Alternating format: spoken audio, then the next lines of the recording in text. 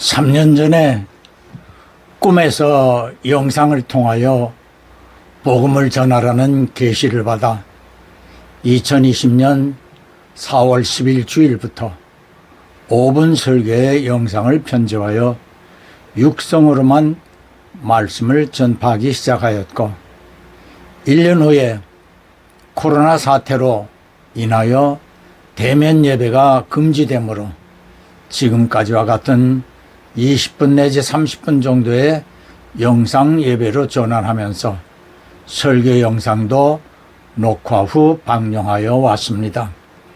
그러나 코로나 사태가 점차 진정되면서 예배당으로 모여 예배 드릴 수 있게 되므로 처음으로 다시 전환하려고 기도하였으나 주의를 지키지 못하는 분들을 염두에 두고 계속하도록 해왔습니다만, 이제는 영상으로 예배 드리지 않아도 될 때라고 판단하고 3년 전으로 돌아가 예배 순서를 생략하고 오늘부터 예수님 안녕하세요 코너를 기획하고 우리의 삶 속에서 일어나는 여러 가지 문제들을 예수님께 질문하는 식의 제목으로 이 질문에 대하여 예수님께서 성경을 통하여 강해해 주시는 간추린 설교를 하도록 하였습니다. 지금까지 이 예배에 참여하신 여러분들은 계속하여 이곳에서 예수님의 말씀을 들음으로 궁금증이 해결되고 믿음이 성장되어 가는 가운데 주일마다 하나님을 더 알아가게 되는 은혜의 처소가 되도록 예수님 이름으로 축복합니다. 오늘은 6.25 전쟁이 일어난 지 73년이 되는 날입니다. 그래서 오늘 예수님께 드리는 질문은 예수님 왜 전쟁이 일어납니까? 입니다. 먼저 성경은 전쟁을 어떻게 보고 있는가를 보십시다. 역대하 20장 15절은 전쟁은 하나님께 속한 것이라고 하였습니다. 그리고 17절은 전쟁에서 싸우는 이는 여호와 하나님이시기에 이스라엘은 두려워할 것이 없다고 하십니다.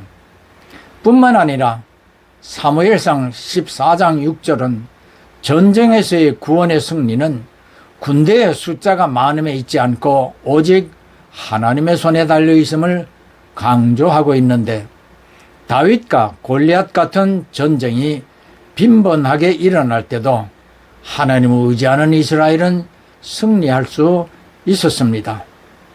그러한 한 예가 열왕기하 18장 13절로 19장 35절과 이사야 37장 1절로 36절에 기록된 대로 유다왕 히스기야 당시에 강대국인 아수르 왕 사네립이 무려 18만 5천 명의 대군을 이끌고 침공해 히스기야 왕에게 항복을 강권하는 협박 서신을 보내므로 이에 히스기야 왕은 성전에 올라가 사네립의 협박 서신을 펼쳐놓고 하나님께 구원을 간청하였지요.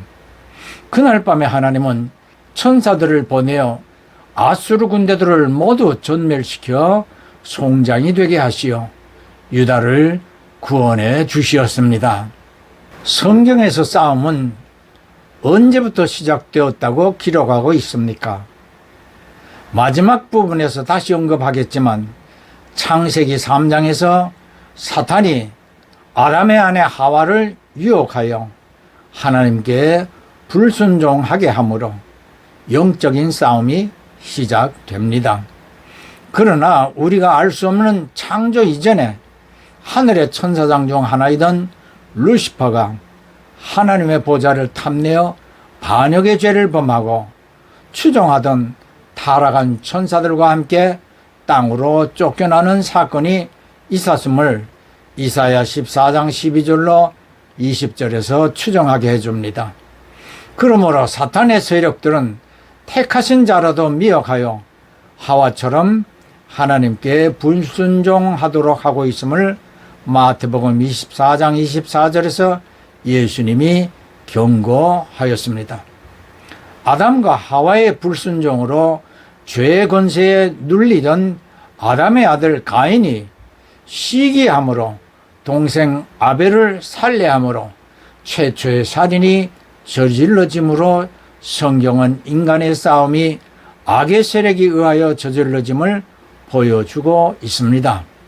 그러기에 에베소서 6장 10절로 13절은 마귀의 괴계를 대적하려면 하나님의 전신갑주를 입어야 한다고 하나님의 도우심을 강조하고, 베드로전서 5장 7절로 8절은 마지막에 가까울수록 마귀는 우는 사자같이 택하신 자라도 삼키려고 두루 다닌다고 경고하고 있습니다.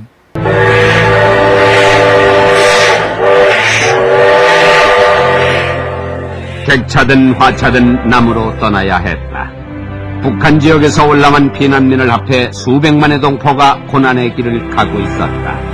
화통에서 뿜어내는 전기로 얼굴이 부르트고 떨어질까봐 자식의 몸을 기차에 묶는 아버지, 얼어붙은 얼굴을 녹여주는 어머니, 되어지지 않기 위해 졸음을 참으며 남으로 당했다.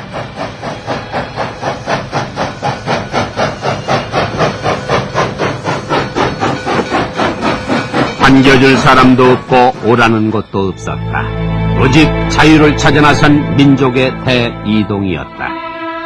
현재 전쟁을 경험하지 못한 세대는 전 국민의 70%가 넘는다. 경험하지 못한 세대가 이 참상을 어떻게 해석할 것인가? 살아야 한다. 살아서 고향에 돌아가야 한다.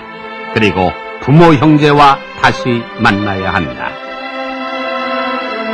6.25 전쟁 발발 후 경상도만 남은 국가 존망을 앞둔 위기 속에서 메가더 장군의 인천 상륙작전의 성공으로 3개월 만에 다시 서울을 수복한 유엔군과 국군은 평양을 탈환하고 압록강까지 북진을 하므로 통일을 눈앞에 두고 있던 차, 예기치 못한 중공군의 인해 전술로 참전하여 애석하게도 일사후퇴를 하게 됩니다. 그때 성주군에서 개척교회를 시작하던 제 부모님은 고향인 황해도로 갈 수 있다는 생각으로 개척을 중단하고 서울에 가 고향으로 돌아갈 기회를 기다리던 차, 12월 첫 주일 이른 아침에 큰 이모님의 사돈되는 군인이 군용차를 가지고 와 후퇴 사실을 알려주며 영등포역으로 우리를 데려다 주어 앞의 영상처럼 피난 남행열차 지붕에 올라타고 21일 만에 대구 입구인 자갈마당 근처에 도착하여 성주로 돌아가 교회 개척을 다시 시작합니다. 6.25 발발 직후 빌리그레암 목사님이 미국 대통령 트루먼에게 새벽에 전화를 하여 수만 명의 한국 기독교인들의 목숨이 위태하므로 속히 미군을 보내달라고 간청하였고, 미국은 철수했던 미군을 급히 참전시켰으며 왜 이리 급하게 참전시켰나는 질문에 하늘을 가리키며 저분의 뜻이기에 라고 대답하였습니다. 출애굽 이후와 사사시대 그리고 남북 분열왕국 시대에서 보듯이 이스라엘은 번번이 하나님을 멀리하고 이방의 우상 숭배를 따라갔습니다. 이로 인하여 하나님은 징벌적으로 주변의 나라들로 하여금 이스라엘을 침공하게 하지만 이스라엘이 회개하며 구원을 호소하면 구원의 은총을 베푸셨습니다.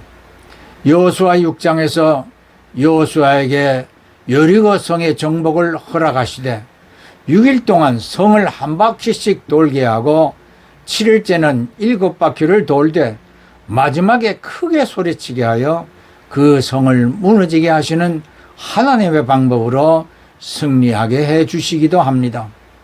그러면 예수님 우크라이나 전쟁처럼 왜 계속하여 세상에서 전쟁이 계속되고 있습니까?